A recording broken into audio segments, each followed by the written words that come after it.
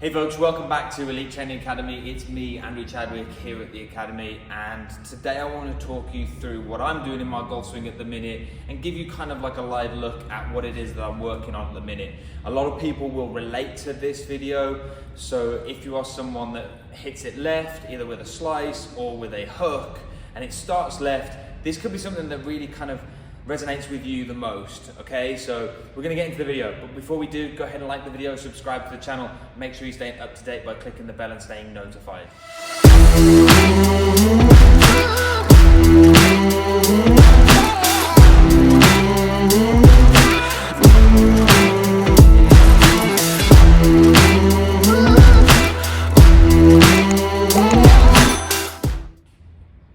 So I'm going to put a video up of my swing analysis that I did recently, and you're going to see that when I take the club away, that club goes up very steep, and I've got a really high lead arm, and it kind of really crossing over my shoulder, and my hands are very high. And what happens here is as I start to come down and I fire my hips, that club stays steep, and all of a sudden I'm going to get stuck and I have to throw my hands. And this is a big problem for a lot of people. And so one of the things that we'll look at, whether it's a physical screen in the gym or whether it's a golfer will come in, we'll have our coach look at, can they actually turn into that hip, that trail hip. And this was a video I watched of Piers and Andy from Me and My Golf. They took an athlete and they had them look at their range of motion to see if they could sit deeper into that hip. When they figured out that they could, they got them moving on the inside again. And this is something that I've been working on. When I was a kid, I used to swing very much kind of around my body on the inside. I could send it out down the right and I knew it was coming back, playing a big kind of slinging draw. And over time, I've kind of just worked to take that out to be a little more consistent, but now I've gone the opposite way and I'm too steep. And so what I'm really trying to work on here is bring that club back around my body a little bit more and be a little more shallow, if you will, a little more on plane, over to the top, and then from here, I can just let everything release from the inside. There's a few things that this is gonna do. Number one, a lot more consistency. Number two, it may actually give me a little bit more distance because I'm freeing up my body. I hit the ball pretty far as it is. I've hit a couple of shots here. I'm getting my 6-iron club speed up to 100 miles an hour, 99.2 was the last one.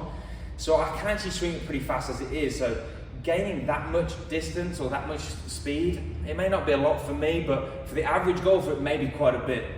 So what I'm working on right now, first thing is I've got an alignment stick here and I'm actually closing the alignment stick out slightly. So I'm sending that out to the right a little bit more. And the only reason why is I want to just feel like my stance is closed. And so I can really try and feel like I'm turning back a little bit more into my trail hip. It's going to help me feel like I'm coming from more of the inside, starting it out to the right. The second thing I'm doing is I'm literally just getting the club across my shoulders and I'm trying to feel what it's like to sit into this hip. So I'm just back here, sitting into the hip, loading on up.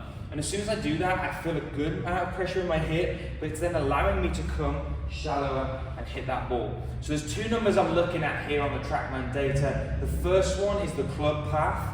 Typically, if you're steep and you're very kind of tight through your hips and you don't turn much, you're going to see that club path out to the left. So with the TrackMan, it would be minus numbers. With the facer path, for me, I want to see that it starts to close up a little bit more. Because I'm steep, I'll either shut the face down and it's a low snap hook, or I'll leave the face open and it's going to go kind of high spinny fade. So what I'm looking for here is club path out to the right, club face, or face to path, kind of closing a little bit, and that's going to give me a relatively good kind of push draw, is the term we might look for here. So again, I'm just getting myself in position, feel that that is coming really round my body, is the feel, and then from here, out to the side, on the way through. And so we'll hit a couple, see what happens. Again, just get that feel deep into that right hip as I turn back. And then once I feel like it stays out, I think that's going to be pretty zeroed out, to be honest. I don't think I'm going to hit any better than that. 5 feet from the flag maybe, 6 feet from the flag.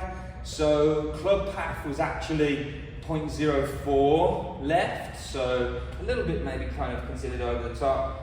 Very square, but face the path was perfect 0-0.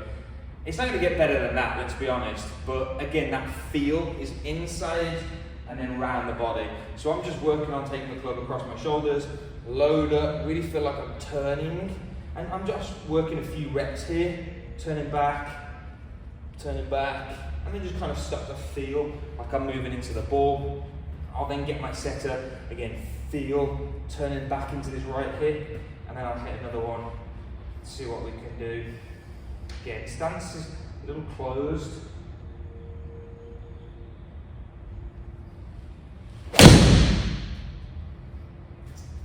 A little toey on the strike.